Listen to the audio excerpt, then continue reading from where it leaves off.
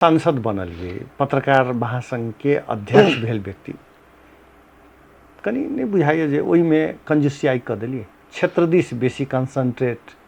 विकास this अपनाहु बेसी concentrate, लेकिन एहन चीज सबके जे क्षेत्र के अहाँ के पहचान दिलक ओहि क्षेत्र दिस कनिक और काज करती कि अहाँ के करीब करीब 6-7 वर्ष अहाँ के पार्टी के सरकार रहल। अब ई प्रश्न यदि हम कार्यकारी रहती तो ई प्रश्न अहाँ के उचित छले, एकरा हम अनुचित नहीं कहब आ उपयुक्त छले हमरा बुझाइए जो हम कार्यकारी रहती तो। लेकिन हमर कार्यकारी पद तो नहीं है, लेकिन तथापि हमरा बुझाइए मीडिया के लेल अब हमरा सबके तो वॉइस इरेज करे पड़ते, तो हम सब वॉइस जे है से अपने के सदन में पत्रकार के बारे में, पत्रकारिता बारे में, मीडिया हाउस के बारे में हमरा बुझाइए बेर बेर